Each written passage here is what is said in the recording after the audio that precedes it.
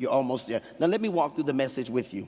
I said earlier that I've always been fascinated and amazed at the Lord's ability to recognize potential. I'm amazed that God saw potential in me. Let me just be, this service, let me be real frank. I just did not and could not for a long time. Sister Brandy, I could not for a long time see anything that God saw in me. You see, you live with yourself every day. You know your flaws. You know your faults. You know your bad habits. You know your old evil eye.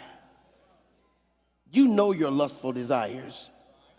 You know your stealing heart. You know about your guilt. And so you're thinking, is as good as God is, how can a loving God find any potential in me?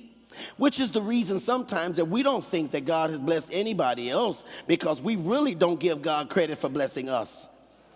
Tweet that if you don't say amen. So it has always amazed me when I look at little children who have babies, and I look at how easy it is for us to say, that girl ought to be ashamed of herself. Maybe she is. Maybe she is. That boy ought to be ashamed of himself. Maybe he is extremely ashamed. But maybe God is using you to remove the shame and the guilt so that he can get the potential out.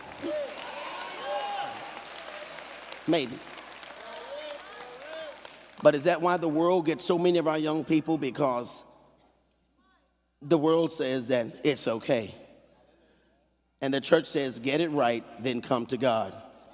God says, come to me and I'll help you get it right. I'm always amazed at how the Lord can see potential in people. There was a young man here today, one of our singers, who drew a picture of me. He gave it to me, I think Friday night. He drew a portrait of me, just sitting down, drew a portrait of me. I told him to his face, I think that he took a picture and made it black and white. That didn't seem to me that there's anyone humanly possible that could sit there and look at me or look at a picture of me and draw me so specific in my life. He gave me a little baby hair right here. Now, he put a lot of other stuff in it. I appreciate that.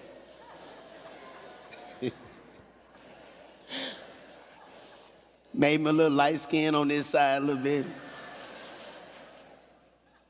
But no matter how ordinary or untalented a person seems to be, the Lord can always see the potential for greatness. There was this guy, Peter and John in the Bible. They were just normal guys fishing.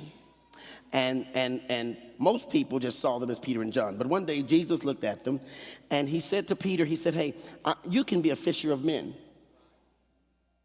You can be a preacher. You can be a pillar of the church. He said, you can be a rock.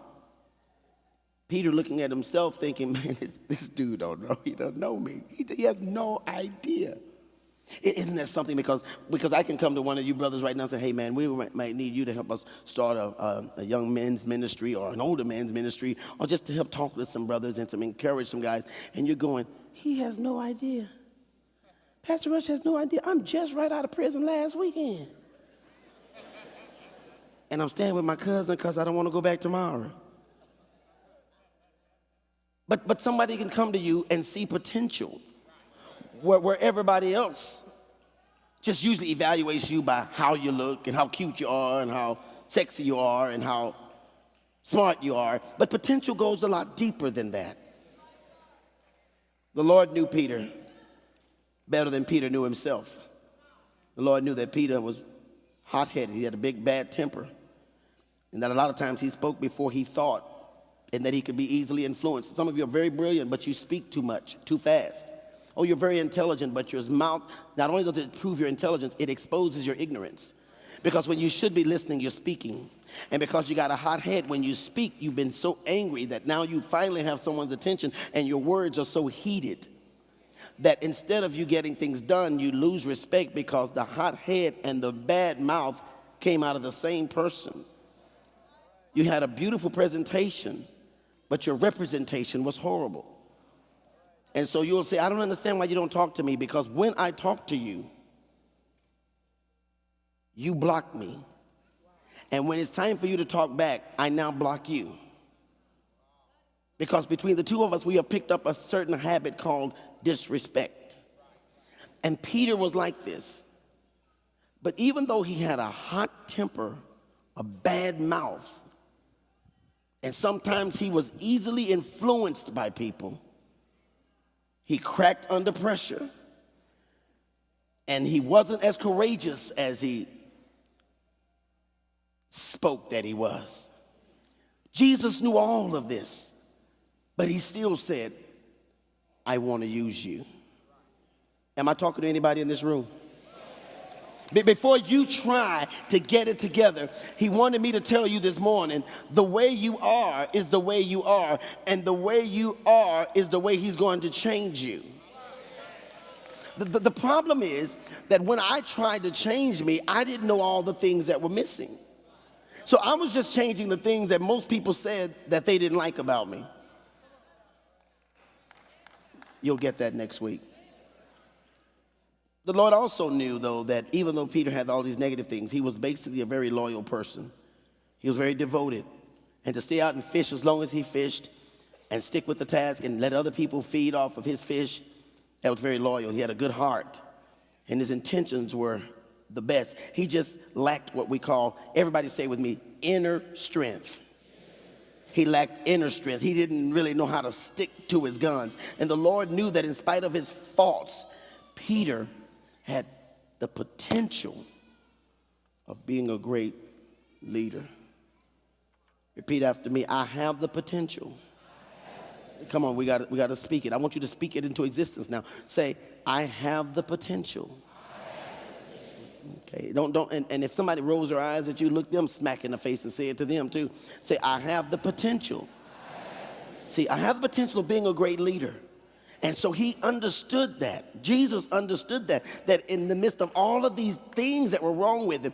Now, even understand this, Peter irked the other disciples. They would see him coming and trying to figure out, man, if the Lord picked 12 of us, why do you have to pick this idiot? Because Peter walked around like he was the thing. This was way before he walked on water. He just walked around like he was the thing. You ever seen people walk around like they're the thing? You ever seen ladies walk around like they're the thing? If you're sitting by one, raise your hand. No, I'm just playing. I'm not looking up. Don't even play with me like that. But still, Peter, he demanded and commanded respect. And maybe it was because other people recognized his sincerity, or maybe because he was so outspoken, but he demanded respect. And a lot of times when he spoke, he was probably expressing what other people thought. So Jesus recognized all of this. He recognized how good Peter was. He recognized that, like you, Peter made a challenge. Said, okay, God, I'll go. But here's the point of the lesson, one of the points of the lesson.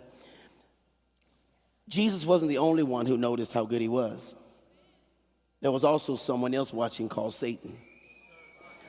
I want you to understand that anytime people put you in a position, there are other people who are hating that you're in that position. And so before you become so confident about all the people that are supporting you, it doesn't take but one enemy to take you out.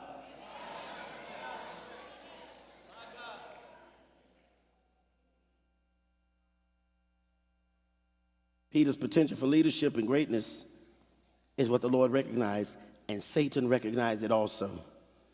Don't ever make the mistake of thinking that the Lord is the only one who has his eye on you. Satan is also watching you. As the Lord is pleased with you doing good and doing right, Satan is angry every time you do right. And every time you do good, Satan is watching that.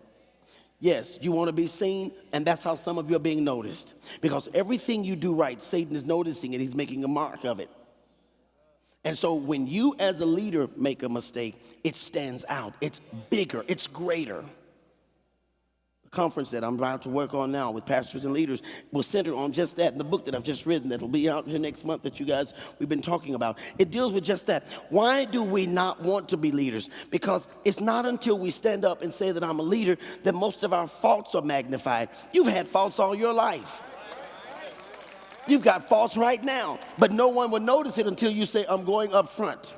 And it would be great if God would just take your faults and leave them behind and just use your leadership. But when you step forth as a leader, your faults come with you. And usually, is this blessing anybody? And usually your faults are what gets you out of your leadership position. But God is saying, in spite of who you are, I want you. I can deal with your faults. I'm God. I know when I chose you that there was someone following you everywhere you went. I knew when I picked you, the neighborhood I picked you from, the family that I picked you from, I knew there were jealous people in your family. I knew that there were friends of yours that would get close enough to say, we want you to succeed, but we don't want you to climb. And as soon as you start to climb, if they can't go with you, they won't pray for you. But I knew that when I put you where you are, don't think that everybody's smiling in your face is happy when you pass. Don't think that every time you stand up for a crowd, people are cheering you. Some people showed up because they want to witness you fall. But I chose you anyhow.